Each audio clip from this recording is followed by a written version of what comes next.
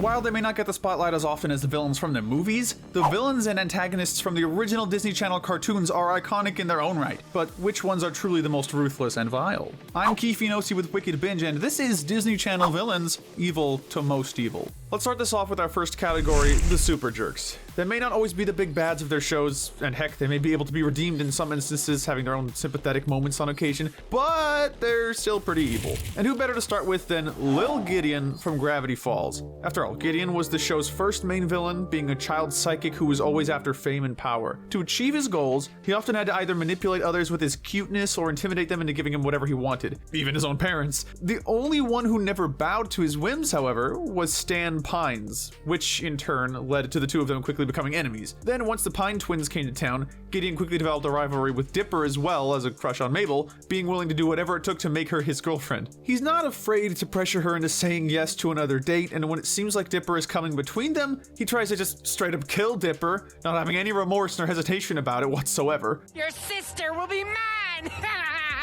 Needless to say, this was one heck of an introduction, and throughout the season we would see Gideon try again and again to get revenge on the Pine family. Sometimes it was petty things like stealing Stan's tanning spot at the pool or throwing tomatoes at him, and other times he was able to once again show just how dangerous he could be. One example of this was when he got his hands on a size manipulation crystal, leading to him threatening to keep the twins shrunken and trapped forever. We can also blame Gideon for being the one to summon Bill Cipher, which in turn gave the demon the opportunity to restart his master plans for the town. This kid's biggest evil deed, however, came in the season 1 finale where he finally gets a hold of the Mystery Shack's deed. He kicks the Pines out before then using a giant robot to attack the twins, all while trying to steal the final journal. We also see him once again trying to reclaim Mabel as his bride, which...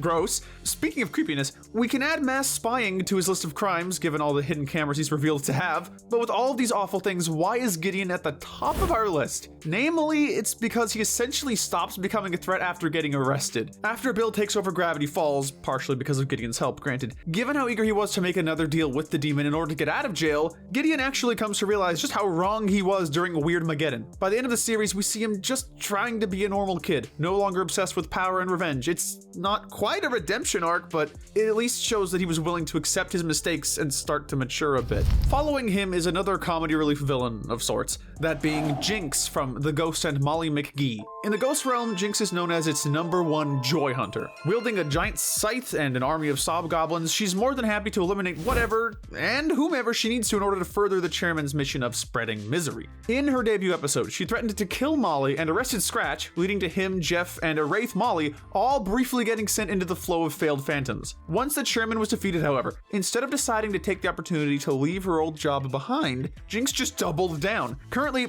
all she's really done is try to humiliate and physically torment Scratch, doing the latter by jinxing him in the hopes of forever ruining his afterlife. What puts her in the spot ahead of Gideon, however, is her overall plan, as not only does she still want revenge on Scratch, but she also plans to eventually take over the entire Ghost realm and enslave all ghosts once she's claimed the position of chairwoman for herself. This strawberry sticker really complements my new plan for Ghost World domination. That's honestly much worse than the former chairman's original plan, and this, plus the implication that she's had to eliminate plenty of joy sources in order to be the #1 joy hunter, paints a pretty clear picture of just how heartless this ghost is. But while Jinx is still simply striving for power, Big City Green's Chip Whistler actually managed to gain quite a bit of power for himself. Being the son of Wholesome Foods' CEO, Chip had about everything he could have asked for, coming off as fairly entitled and stuck up, to the point of calling his own customers rubes. He's also incredibly vain, as it only takes chipping his tooth for him to swear revenge on the Green family. Being a businessman at heart, his first attempt at this was trying to run the Greens out of the local farmers market,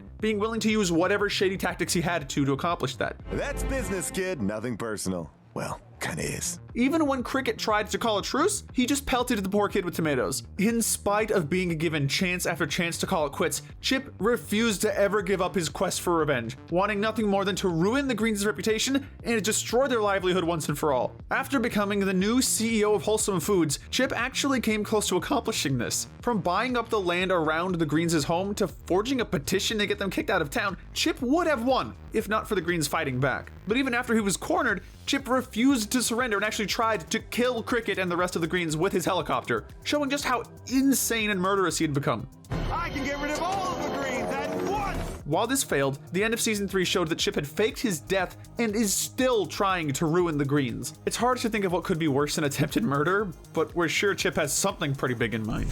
Keeping with the egotistical villains, we have Rodney from Phineas and Ferb. While certainly not as iconic as his not-so-evil rival Dr. Doofenshmirtz, Rodney was able to eventually prove just how evil he himself could be by the end of the series. In addition to being overall arrogant, Rodney is always rude and frequently puts people down, including his own fellow villains. Which one of you moved the Earth away from the sun and changed the weather? He's also an opportunist in nature, and in spite of being Doof's rival, he's not afraid nor ashamed of just stealing Doof's ideas or inventions and claiming them as his own. For Rodney, he only cares about himself and whatever benefits he can gain, even if it means dooming the entire world. That last point was proven in the special Phineas and Ferb Save Summer, which truly showed Rodney at his absolute worst. When he learns that Doofenshmirtz has successfully moved the Earth away from the sun with his latest Innator, Rodney takes the opportunity to lead Love Muffin into enacting his lifelong goal, taking over the world. What else? He leads his fellow villains in capturing nearly all of the Oka agents and uses Doof's blueprints to create an Innizer that would move the Earth even further away from the sun, sending it into a new ice age if Love Muffin's demands to the world aren't met. Thing is, as crazy as his plan was, Rodney wasn't bluffing about it. When the world's leaders aren't able to meet all of his demands, he activates his Innizer and has no regrets about sending the planet and its people into a perpetual winter, having gone truly mad with power. In a truly despicable move, even after the other villains try to fight back and stop him, Rodney takes it upon himself to disable the Innizer's reverse switch and self-destruct button, essentially being willing to take everyone out with him. So if not for Doof and the kids doing their part to save the day, Rodney would have doomed the entire world, and all just to be petty. In that sense, maybe it's a good thing this was the only episode where he got to do anything substantial. Following him is another villain who nearly froze the world over, Dr. Philium Benedict from Recess. While he may not have been in the show proper, we felt that Benedict is the evilest character in Recess. Being the original principal of 3rd Street School, Benedict was willing to do whatever it took to get the school's test scores up, including getting rid of Recess.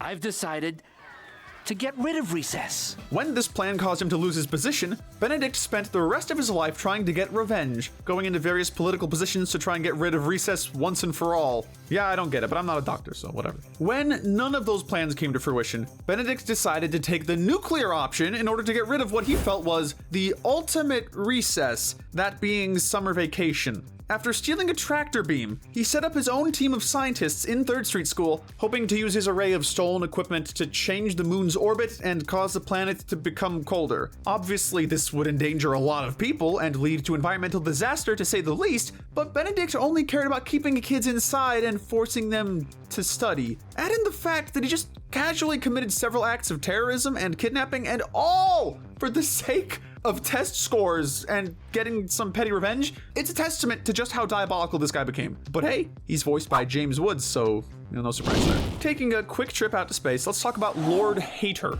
Once thought to be the greatest in the galaxy, Hater was a galactic dictator who at one point had dozens of planets under his control. Whether it was through attacking citizens or enslaving them, Hater proved to be a truly noteworthy threat, having both a huge army of watchdogs and a versatile array of electric powers at his disposal. In addition to wanting to be admired and respected, Hater also often came off as a giant bully. I'm the greatest in the galaxy!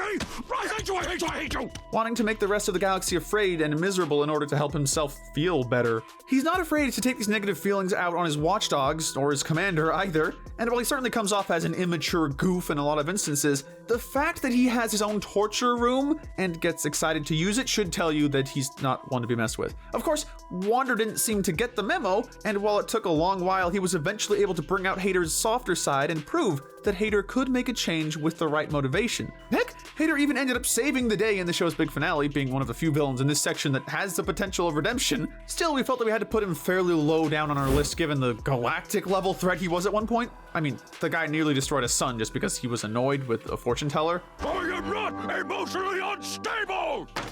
That right there shows that while he may not have been evil at his very core, being more like a misguided and angsty skeleton teen, he still had the potential to do evil just for his own sake. Similarly, the second dimension Doofenshmirtz also seemed like he just wanted to make people miserable. While it's genuinely agreed upon that the original Doof is not evil in spite of all his innators, second dimension Doof is a true villain, and nothing proves this more than his so-called tragic backstory. He just lost a toy train, that's all. And for that, he enslaved the entire tri-state area, becoming its dictator and threatening to destroy anyone who gets in the way. I got your 3D glasses, because I'm coming at Gotcha! Regardless of who they are, and even if they're just kids like Phineas and Ferb, needless to say, Second Dimension Doof is incredibly selfish and borderline heartless. We say borderline since it's revealed that he does actually have a decent relationship with his dimensions Charlene and Vanessa, which is still kind of surprising, not gonna lie. In spite of all this, Second Dimension Doof is still a cruel man in that he turned his Perry and all other Oka agents into animal-robot hybrids, forcing them to be under his control and essentially taking them away from their host families. And again, we just have to mention how willing he was to hurt and even kill the kids who were in the rebellion, having no qualms with doing things like trying to feed Phineas, Ferb, and Candace to the Guzim. In light of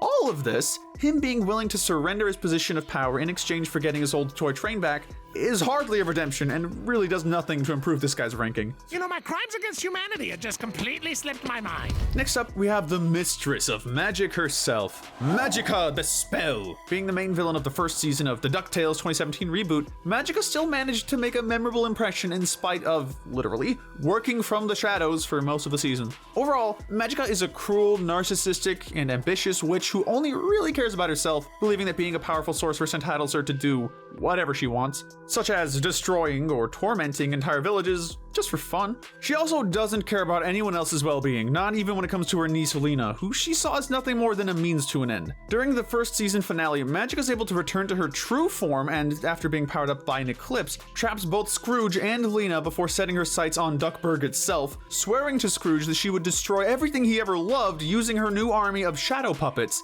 This included trying to destroy the triplets and Webby without hesitation, once again showing how cruel she could be. Even after she's defeated, Magicka refuses to stop trying to get revenge. You haven't say the last of me!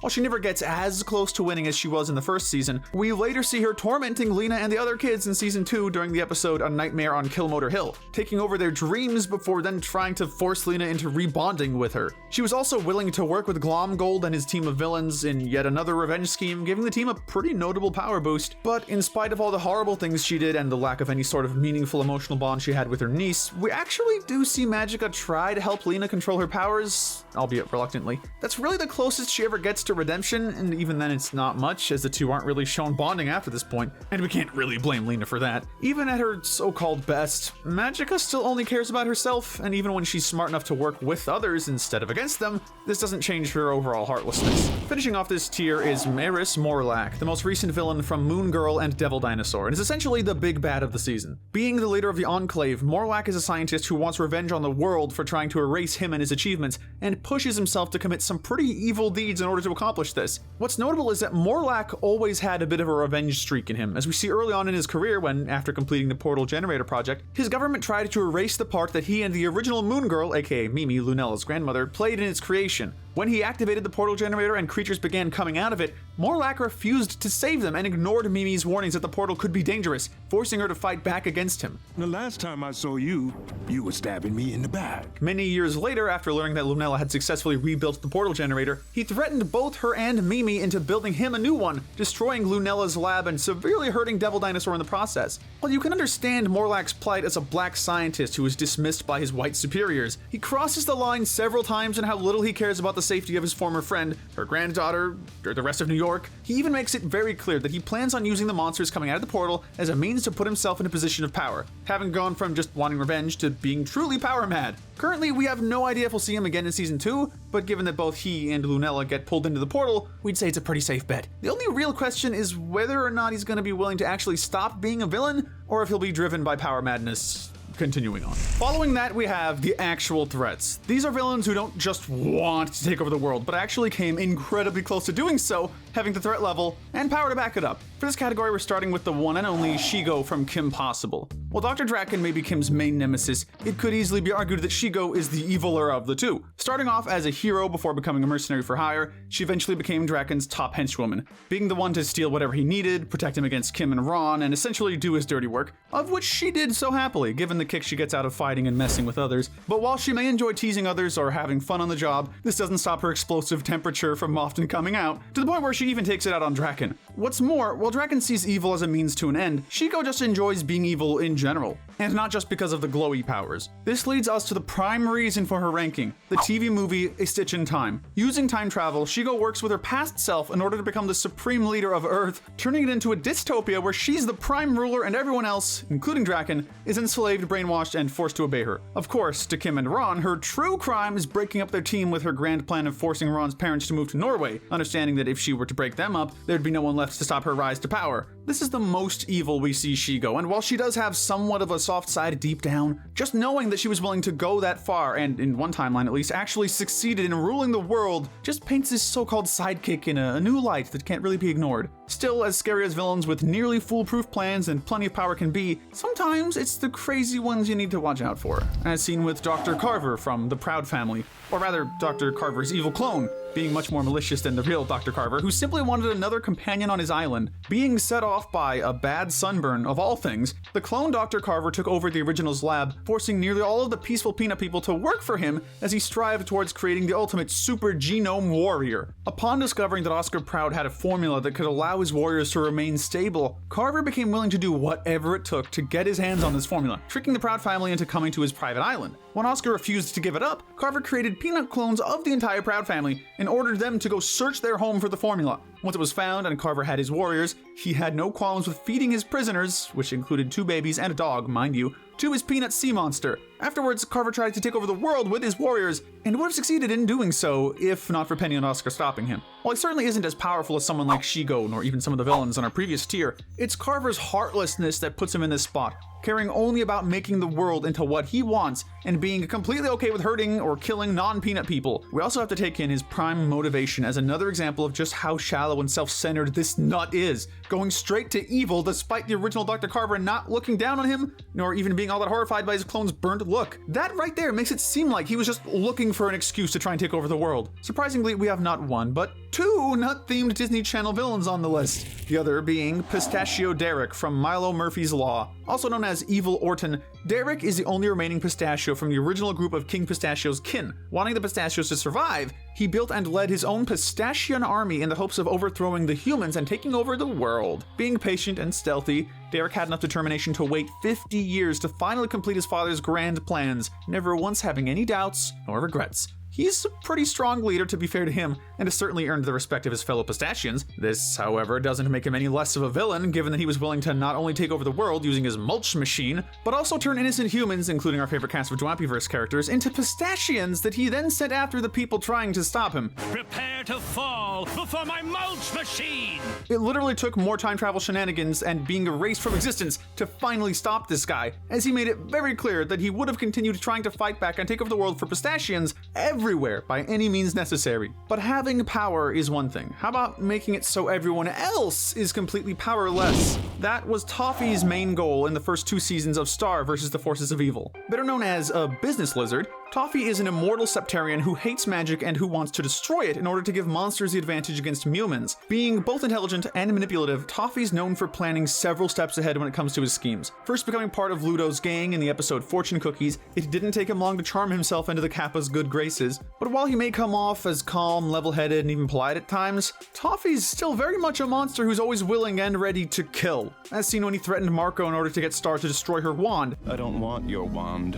Destroy it. Seemingly killing himself and enacting his true plan to destroy all magic. This isn't even the first time he threatened a member of the Butterfly family, however, as we eventually learn that he actually killed Queen Moon's mother back when he was still a general of monsters. Once his physical self was destroyed, he used the second wand that was created in the blast to manipulate Ludo into doing his bidding. This eventually leads to Toffee possessing Ludo with dark magic, using him as a means to defeat the Magic High Commission, and then later drain almost all the magic in the universe, depowering the Butterfly family and anyone else who could stop him. He also endangered innocent humans and nearly killed Star, once again showing no remorse. And all of this was just to get his finger back, and a petty cherry on top in his revenge against Queen Moon. While he's well loved by a majority of the remaining Star vs. fandom, there's no denying just how brutal this guy ended up being. Though you can sympathize with his reasons for destroying magic and wanting to put monsters in a position of power after how they were treated by humans, his cruel tactics really do paint him as a true monster, no matter what his motives are. At the end of this tier, we have the general of the Moonlanders, Lunaris from DuckTales 2017.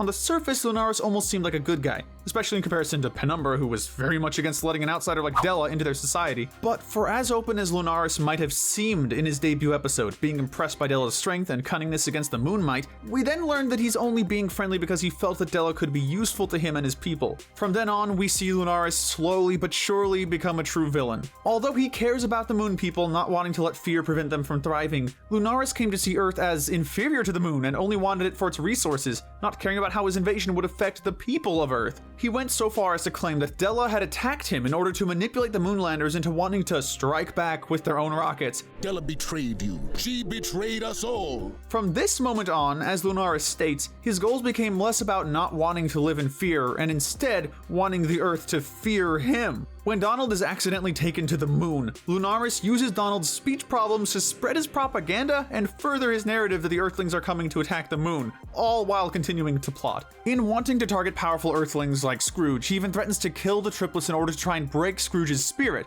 after rounding up several citizens and trying his hardest to have a successful invasion, which would have led to the Earth being forced to rotate around the moon. Lunaris was eventually willing to just blow up the Earth in a last-ditch effort to satiate his superiority complex. All in all, Lunaris was ultimately proven to be both selfish and power-hungry regardless of how good of a leader he originally was for his people. Finally, we have the Irredeemably Evil. Regardless of any excuse or sad backstory they could give, these are the villains who we consider to be the most evil based on either their goals or their accomplished evil deeds. We're going to be kicking things off with the big bad of Tangled, the series, that being the evil sorceress Zantiri. Like most sorcerers, Zantiri spent her time in the spotlight seeking and plotting towards the ultimate power, that being the Sundrop and Moonstone. Although she was briefly stopped by her former friend Lord Demantius, this centuries-long imprisonment did nothing to quell the sorceress's thirst for power. Why does she need all this power? All because she saw it as her destiny to have, becoming obsessed and vowing that she would stop at nothing to get it. Come, child, give up while you still can. Being shown throughout the latter half of the series manipulating characters like Cassandra in order to ensure that every part of her plan would fall into place. Out of all the villains we've listed so far, Zantiri is the only one without any sympathetic elements, nor any sort of soft side to speak of, not caring about anyone else's well-being and only seeing others as tools she can use and manipulate for her own gain. We also see that in the past, she had been able to use her connection to the Great Tree to create an all-consuming blizzard that she then unleashed on the kingdom of Corona, all to get revenge on Lord Demantius. When Rapunzel starts fighting back against her, Zantiri then makes it her mission to break Rapunzel's spirit in addition to stealing away her sun powers. Sadistic, malevolent, and sinister, Zantiri is heartless to her core and would likely have doomed all of Corona with a big grin on her face if not for Rapunzel stopping her once and for all. From a fantasy fairy tale to the outskirts of space, it's time to shine a light on Noar A2. I am Noar A2. This is another case where a show's main villain is easily outclassed by one who's not only more memorable, but much more threatening. Zurg may be the ultimate evil, but Noar A2 is a true monster. He's a robotic energy vampire, and in addition to just having a cool as hell design, the guy's truly menacing and intimidating when he wants to be. He can suck electric energy away from any piece of tech, often choosing to go after his fellow robots. When he doesn't just suck them dry, don't laugh, Noar A2 mentally enslaves them, forcing them to do his bidding, as we see him do with XR in his debut episode. If not for the efforts of Team Lightyear and XR breaking free of his mind control, Noar A2 would have easily taken over the entirety of Star Command. But while this was a killer debut, it's his next episode where we see the extent of Noar A2's evilness. We learned that he ended up heading to Trade World in order to have what was essentially an unending line of other robots and electronics to snack on. This included the robotic parents of Savvy, with Nos not having any qualms about orphaning a young girl, nor did he have any issue with attacking her later on in the episode. We also get to hear Nos talk about how he planned to drain XR within an inch of his life, recharge him, and then drain him again over and over as his form of revenge. I will recharge you and do it all over again. That's just... yikes. And can you believe it actually gets worse? Moving along to his next episode, it's Nos who ends up inadvertently turning Ty Parsec into a wirewolf, very nearly ruining Ty's life and even forcing Ty to transform in another episode, wanting to use both him and Excel as backup in his plan for the ultimate feast. It's revealed that he had planned to create a ray that would convert all organic life in the universe into robotic life, all just so he could feed off of it. While Nos is often driven by vengeance and arrogance, it's his unending hunger that makes him truly terrifying. After all, you can argue against evil motivations, but you can't really argue against a core feeling like hunger. But given that Nos takes quite a bit of joy in being a hunter and tormenting both organic and robot life alike, he's hardly just following an innocent need to feed. But while Nos is selfish, it could be argued that those who are doing evil for what they feel is a good purpose are the actual monsters. Case in point, the Huntsman from American Dragon Jake Long. Known as the fourth greatest threat to the magical community, the Huntsman was an extremely bitter man known for his absolute hatred of all magical creatures, especially dragons. To him, they weren't just dangerous, but freaks of nature, and he believed that they needed to be wiped out. Have a golden opportunity to slay your first dragon. For some additional ruthlessness, he was also fine with killing any humans who he considered to be traitors, from allies of magical creatures to his own subordinates whenever it seemed like they were likely to betray him. Speaking of which, he made it nearly impossible for anyone to leave the Hunts clan, ruling over the group with an iron fist while using threats and manipulation to keep people like Rose. And speaking of Rose, we should probably mention the whole kidnapping her from her parents thing. Because she had the Hunts clan birthmark, the Huntsman assured that Rose, at least in that timeline, would never have a normal life, taking on the role of uncle, forcing her to become a human weapon and training her throughout her childhood for this purpose. As for his other students, anyone who failed was forced to fight the Kraken. Definitely not an easy task. While the Huntsman was always a huge threat, in Season 2, things became even more dire when he discovered the Wishing Skulls and nearly used them to wipe out all magical creatures. It should also be noted that prior to this, he threatened to kill Rose's actual parents if she didn't get him the remaining skulls. If you ever want to see your parents, you'll do as I say. All in all, this guy's just not a great dude, and while there are still a few other villains who managed to top the Huntsman in terms of scale, he certainly earns his rank. Similarly, Mina Loveberry from Star vs. the Forces of Evil also wanted to get rid of magical creatures, to the point of enacting a full-on war. Originally just a simple rags seller, it didn't take much convincing for Mina to join Solaria's army. From that point forward, Mina became a warrior that, while some people like Star idolized, most people just thought of as crazy for how bloodthirsty she could be and how eager she was to start a war with the monsters in the hopes of wiping them out. She also tried to rule over all humans while she was on Earth, losing Star's admiration in the process, understandably. What these little ants lack is a ruler! While she may claim to be on the side of the humans, Mina also very much has a survival of the fittest personality, taking pride in being the only original Solarian warrior to have survived and pushing others to be what she considers to be strong, even if that means forcing them to be merciless. Not only is Mina closed-minded, but also incredibly reckless, as we primarily see in Season 4, where she puts her goal of destroying monsters above all else, even if it also means putting the humans she uses in danger. She also attempted to poison Queen Eclipsa before then trying to fight her one-on-one, and with her army and powered-up weapons by her side, courtesy of Queen Moon, she tried to kill all the monsters and injured several others, including Eclipsa's husband Globgor. Even with all the harassing, threatening, and attempted murder she does, Mina still considers herself to be the good guy and a noble hero, being unable to sympathize with monsters or any other Mumen traitors who side with them. Even when the spirit of her own queen, Solaria, denounces her and makes it clear that she's siding with Eclipsa, Mina's unable to change her ways and implies that she will likely try again in the future. For as much as you could claim that being a magic-powered Solarian warrior made Mina crazy, that excuse only goes so far, given how much joy Mina gets out of overpowering and ruling over others. She may not be a fan-favorite villain, but she's one you could probably give the least amount of sympathy to. So what's more messed up than doing evil for glory? How about doing it for fun? And no one represents destructive fun better than Lord Dominator. First blasting onto the scene in Season 2 of Wander Over Yonder, Dominator was unlike anything the galaxy had ever seen before. Bubbly, yet destructive, Dominator just wanted to, well, dominate, if you can believe it. Unlike Hater, who just wanted to be a bully and rule over others, Dominator would destroy entire planets as both a means to gain power through gathering Volcanium X, and just to have fun and entertain herself. And then the lava was whoosh, and they were all She couldn't have cared less about the homes she destroyed or the people she was hurting or possibly even killing. Dom just cared about her own enjoyment and power. She also seemed to love messing with characters like Wander, Lord Hater, and Emperor Awesome, choosing to tease them first before either capturing or using her powers on them, often threatening to make things as painful as possible. She's all about crushing that hope, being even worse than a bully, and just being sadistic to the point where she straight up says that she loves watching planets shrivel up and die. This cruelty also extended to her robotic minions, as we saw in the episode The Bot, where she would destroy her bots for failing, or in Beep Boop's case, daring to defy her. At the very end of the series, she did all she could to not only try and destroy the final planet in the galaxy, but to also kill everyone who was on it, to the point of having her bots capture Sylvia just so she could try and spear the Zbornak with her giant drill, all while mocking Wander's distress. When Hater tried to fight back against her, Dominator tried to hit all of his insecurities in order to try and make him fail. Basically, she was evil and awful until the very end, and even after Wander saved her life and offered her friendship after figuring out that she was secretly lonely, Dominator still refused and vowed revenge. We never did get that Season 3, but even if we had, trying to redeem someone like Dominator would have been a tall order. She was the greater hater, in that she was more evil and despicable than hater could ever hope to be. Still, at least Dom had sort of a logic to her destruction. Bill Cipher, on the other hand, just wanted to create chaos and weirdness for the sake of it. In order to accomplish this, he's pretty much spent the entirety of humanity's existence manipulating those who were foolish enough to consider making a deal with him. If someone could be used as a means to get him one step closer to Weirdmageddon, then he was going to use them, no matter who they were. This, of course, eventually led him to Ford Pines, who he tricked into making a dimensional portal. But while Bill may be good at what he does, he can't manipulate everybody. But honestly, this just makes him even more dangerous, in that those who won't work with him usually are gonna get possessed, captured, or destroyed by him.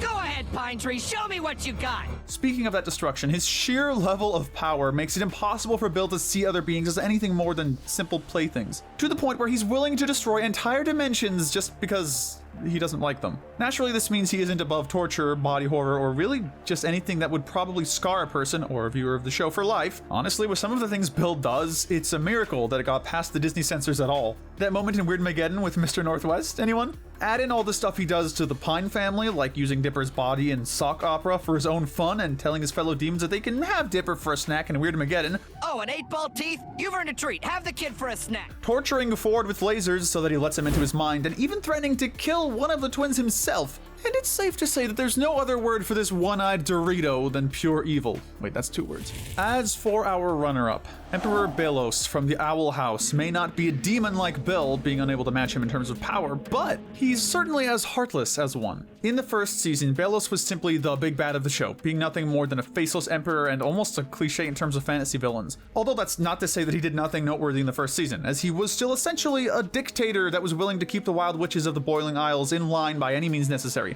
up to and including jailing them and petrifying them. We also saw how callous he could be towards his subordinates, namely in how he went back on his word with Lilith, refusing to do anything to try and lift Ida's curse. But while he may have done some nasty things in the first season's finale, it's the following seasons that truly show him at his most villainous. We learn that Emperor Bellos, aka Philip Wittebane, didn't just want to rule over the Boiling Isles, but destroy them. His grand plan was to figure out what was known as a draining spell, which would drain the life out of any witch with a sigil, which is why he forced everyone to pick only one magic track in the first place. This, of course, would kill millions of innocent witches and wipe out all life on the Isles, which he saw nothing wrong with. For those who weren't already part of the rebellion, he managed to convince them all, including his nephew Hunter, that he knew what was best for them.